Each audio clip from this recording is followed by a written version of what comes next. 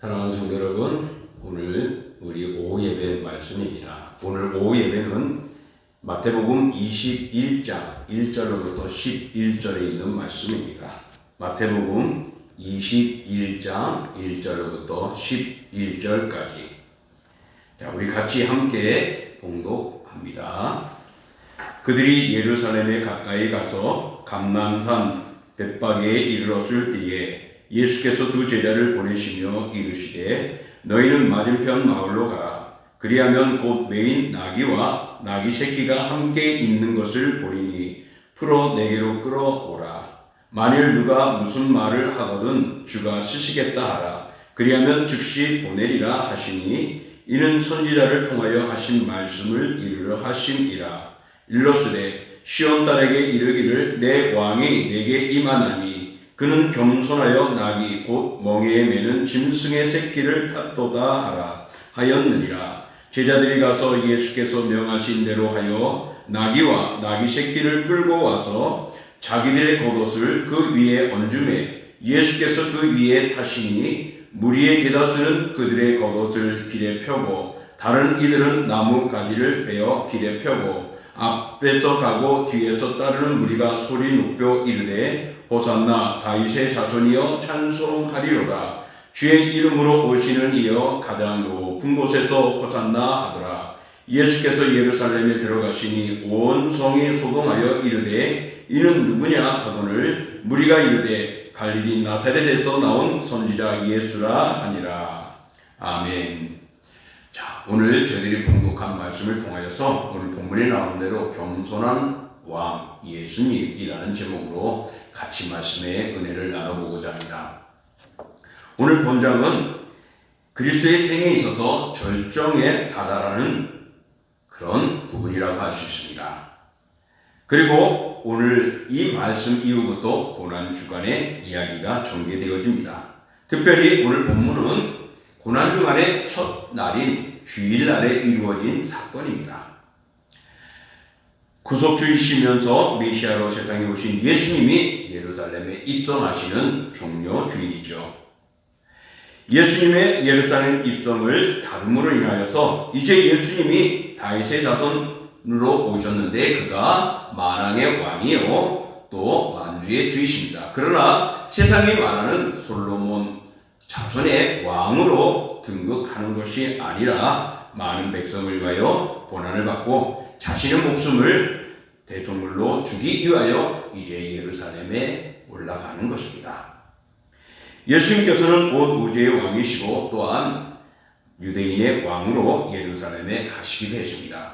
당시에 많은 백성들은 바로 그 그리스도가 그들의 왕이 되어지기를 원했고 그 예수가 바로 그들을 압박 속에서 벗어나는 그런 능력자로 보았던 것입니다.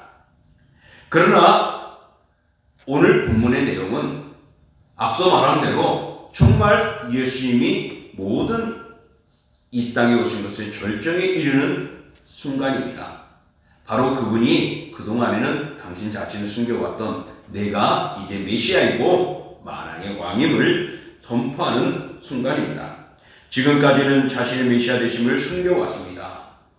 그것은 십자가의 순환을 통한 구속 사역을 방해받지 않기 위함도 될 수 있고 또 제자들을 양육하고 훈련하는 시간을 확보하기 위함이도 될 수 있습니다. 그러나 이제 오늘 본문에서 나오는 것은 바로 십자가 순환의 때가 되었음을 말씀하면서 당신께서 이제 메시아이심을 보여주고 드러나는 것입니다. 오늘 예수님께서는 예루살렘에 입성하실 때 나귀 새끼를 타셨다라고 말합니다. 이 나귀의 새끼를 타셨다는 것은 무엇을 의미하느냐? 바로 메시아의 겸손한 모습을 그의 가지고 있는 성품을 드러내는 것입니다. 예수님께서 예루살렘에 입성하신 사건은 구속사적으로 매우 중요한 의미를 담고 있습니다.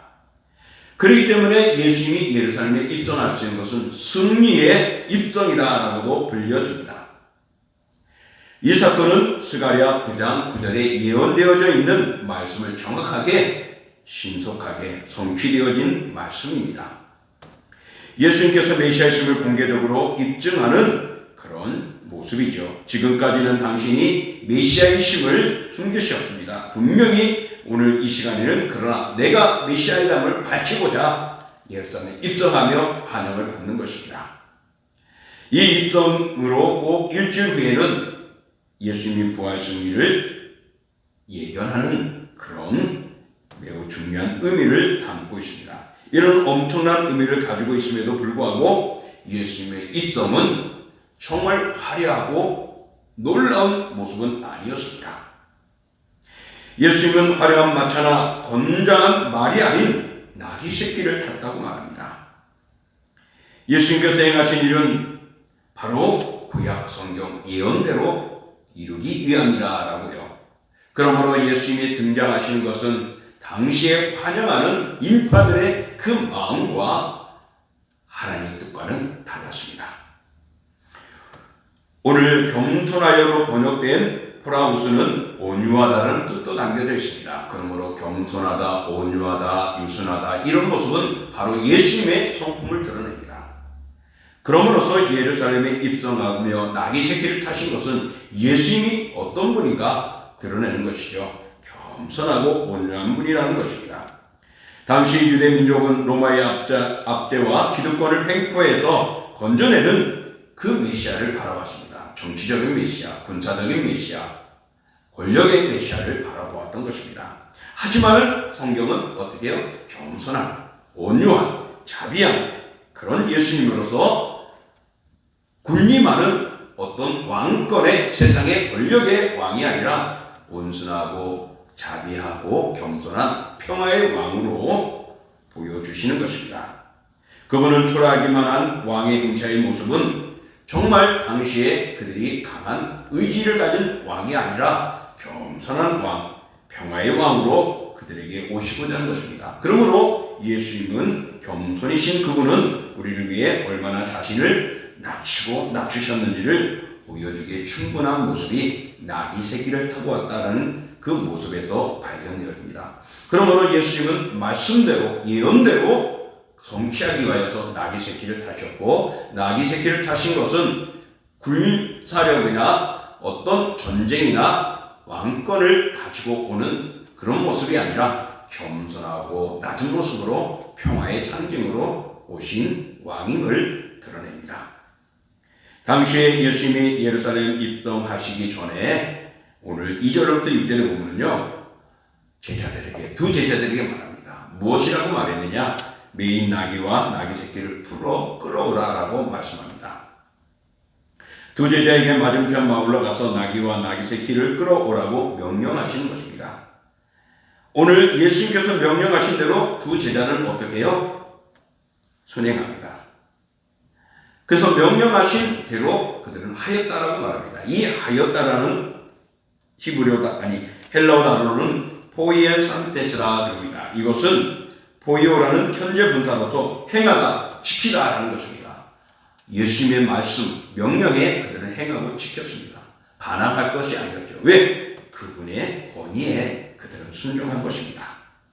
예수님의 명령에 제자들은 다른 말 없었습니다. 그 예수님, 메시아의 권위에 그들은 행하였습니다. 그분의 말씀에 순종할 수밖에 없는 것은 메시아로서의 권위가 있었기 때문입니다. 그러므로 사랑하는 성도 여러분, 세상에 말하는 어린아이로 태어나서 십자가에 죽어버린 그런 예수를 우리가 생각하는 것이 아니라 그분은 메시아이시고 그리스도이심을 믿는 믿음이 오늘 우리에게 필요합니다. 세상은 실패했다고 말할 수 있고 죽어버린 끝남 인생이라고 말할 수 있어도 바로 이 예수 그리스도는 메시아이시고 우리의 주가 되어주시는 분이십니다. 예루살렘에 입성 행사를 갖는 것은 왕이나 군대 지휘관이 전쟁에 승리하였을 때에 개선하는 그런 모습이죠. 이때 그들은 말을 타고 위풍당당하게 입성하지만은 예수님은 어떻게 해요? 농사일에 또는 짐을 나르는 그런 수단을 쓰는 어린 나귀였습니다. 나귀가 전쟁이 아닌 평화를 상징하는 것이죠. 그러므로 예수님은 그들을 정치적인 왕으로 온 것이 아니라 평화를 이루기 위하여 오셨던 것입니다. 2절에 보면은 나귀를 풀어로 번역되어 있는 이 풀어, 나귀를 푼다는 이 풀어는 끌고 오너라 라는 의미에서 담겨져 있습니다. 그리고 또한 거기에 파생된 단어로서 놓아주다라는 의미도 담겨져 있습니다. 끌어오너라, 그리고 놓아주라. 얽매였던 그들을 자유함을 얻게 하는 모습이죠. 예수님은 평화의 왕이자 세상에 다스리는 진정한 왕으로 제자들에게 명령하였습니다. 그 나귀를 풀어오라. 그 매여있던 것들을 풀어주라는 의미가 됩니다. 그래서 예수님이 오셔서 죄의 권세에서 풀어주고자 나귀를 타고 예루살렘에 입성하신 것입니다. 또 3절에 보면 예수님께서 나귀 새끼를 풀어올 때 누가 무슨 말 하거든 주가 쓰시겠다라고 말씀합니다. 오늘 주는 바로 예수님께서 당신 자신을 드러내는 유일한 모습입니다. 예수님께서 주라고 부르신 것은 그분이 이미 자신의 권위를 주장하시는 것입니다. 그래서 신학자 메이체는 교회가 기독론적 의미에서 예수를 주로 부르는 것까지도 이러한 예수의 자기 계시의 근거를 두고 있다라고 말하는 것이죠. 예수님이 말씀하신 것에 우리는 그것을 인정하고 받아들이고 간다는 겁니다. 예수를 주로 믿는 우리는 자신의 감정과 행동과 판단 등 모든 삶의 영역에 그분의 주권을 인정하는 것입니다. 그리고 그분의 말씀에 순종하며 살아가는 것입니다. 오늘 예수님은 겸손한 모습으로 나귀를 타고 오셨습니다. 그리고 그 나귀를 타고 그들에게 함께 갔습니다. 그리고 제자들은 예수님의 명하심에 따라 순종하고 겸손한 모습으로 그 뜻을 따르게 되어지죠. 그럴 때 예수님은 바로 당신이 주라고 말씀하셨습니다. 그것은 곧 메시아이심을 드러내는 것이죠.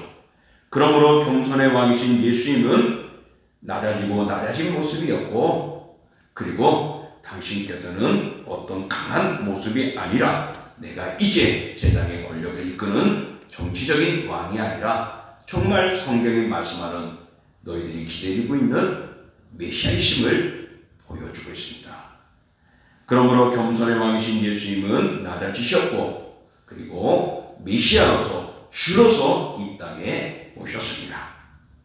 그런 분이 예루살렘에 입성하시는 것입니다. 그 예수의 모습에서 우리에게 주는 의미는 무엇입니까?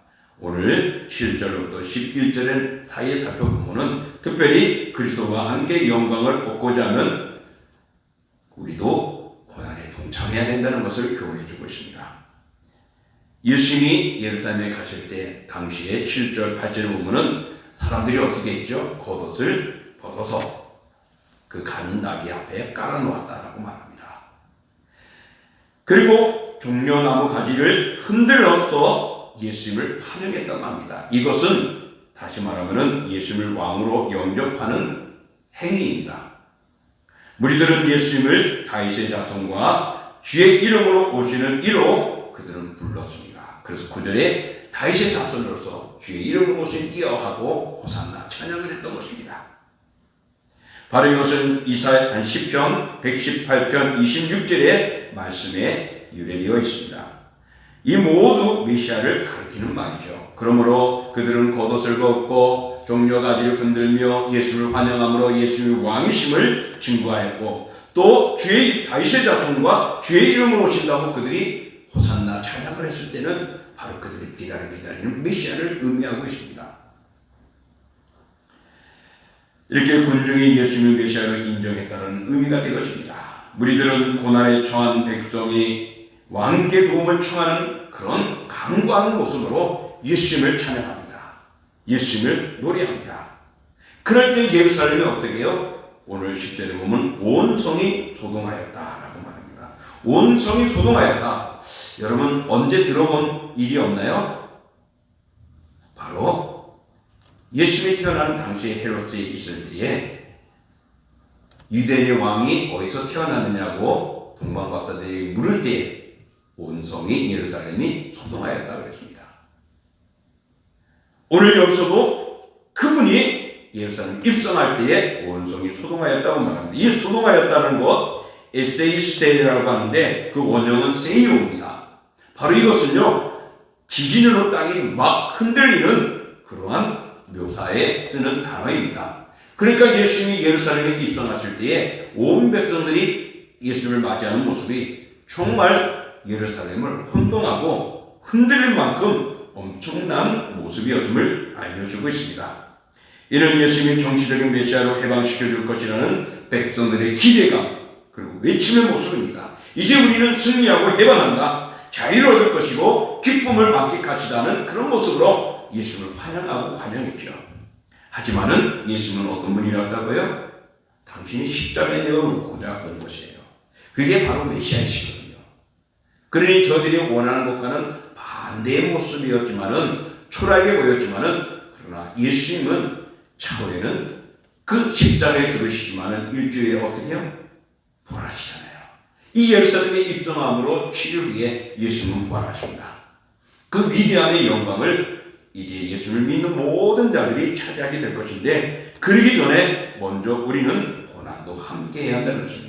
그 예수님의 영광은 예수님의 십자가의 고난을 통하여 우리에게 주어졌기 때문입니다.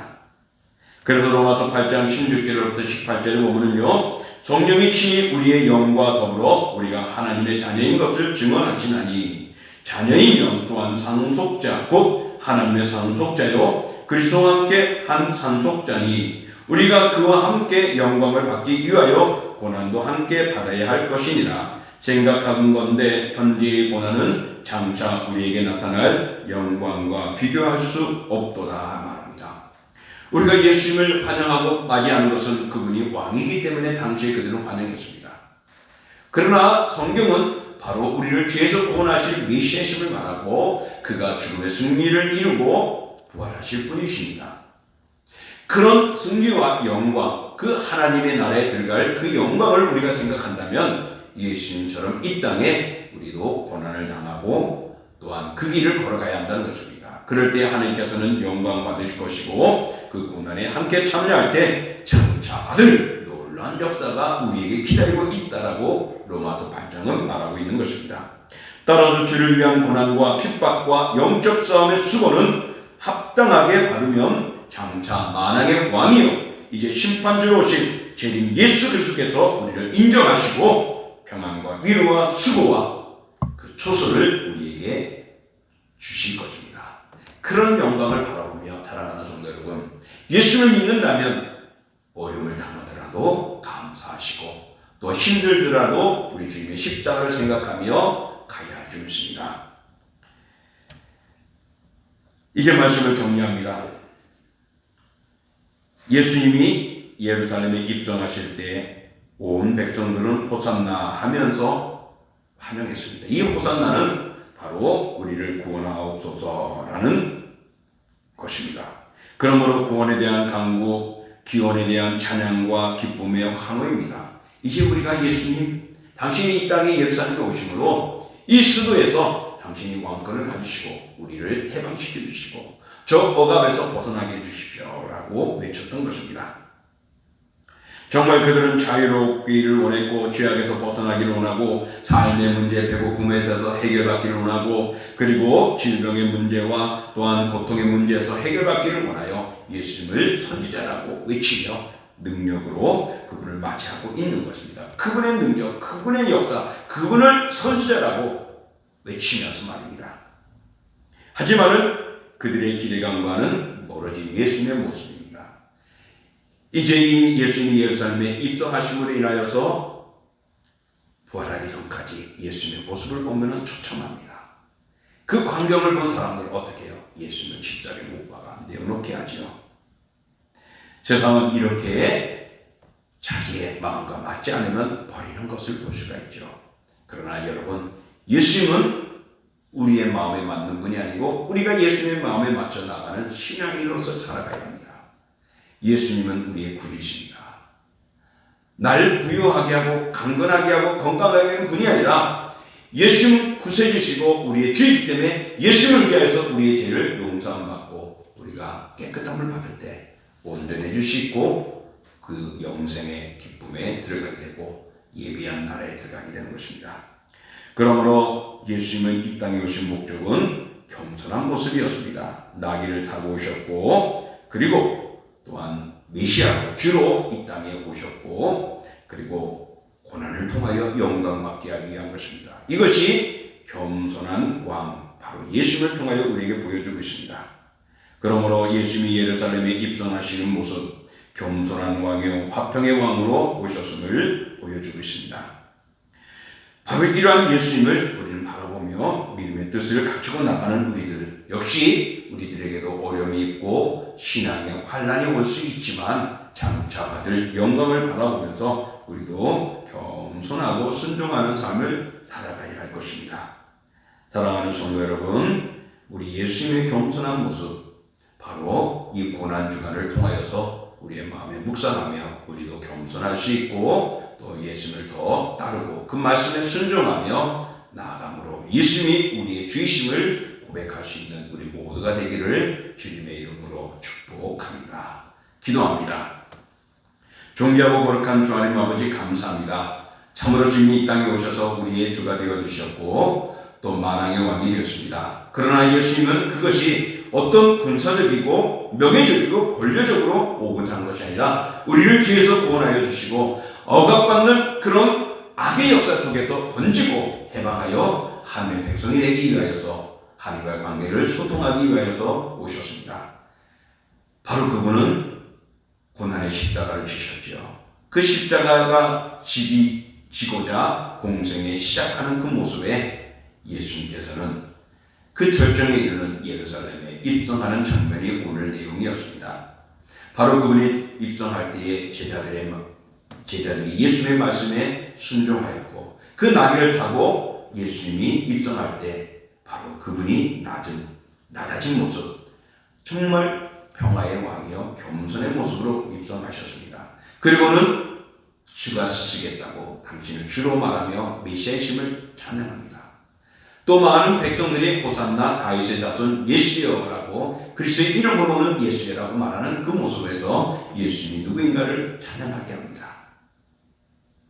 그 예수님은 바로 우리를 죄에서 건지시고 또 모든 것들을 이루시는 분이십니다. 그러나 그분의 가신 길은 고난이었고 아픔이었고 죽음이었습니다. 우리가 영광에 차지하는 데에 그 아름다움에 그 날에 들어가고 그 영광을 누리고 상급을 받고자 하는 우리에게는 이 예수님과 같은 고난도 함께 받을 때에 그것을 이룰 수 있습니다.